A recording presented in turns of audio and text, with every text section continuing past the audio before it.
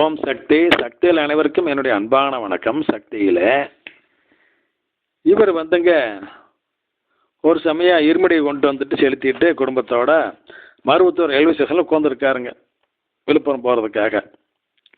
இப்போ எல்லா பிளாட்ஃபார்ம்லேயும் ஆயிரக்கணக்கான இருமுடி பக்தர்கள் அவங்க ஊருக்கு போகிறதுக்கு எல்லாம் காத்துட்ருக்குறாங்க. ஊர் ரயில் வரமாக ஏறிட்டு போகிறாங்க.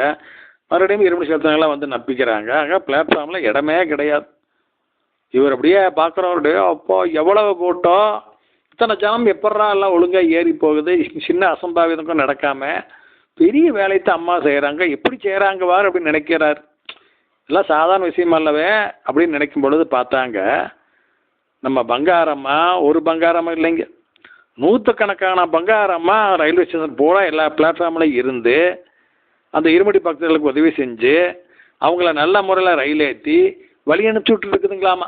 எப்படி பாருங்க. இதைத்தான் அம்மா ஏற்கனவே ஒரு முறை சொன்னாங்க.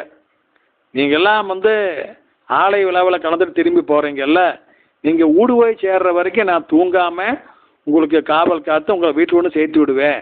அந்த வேலையை செஞ்சு முடிச்சுட்டு அப்புறம் தான் நான் போய் தூங்க ஆரம்பிப்பேன் அப்படின்னு அம்மா ஒருக்க சொன்னாங்க. சக்திகளே, ஓம் சக்தி.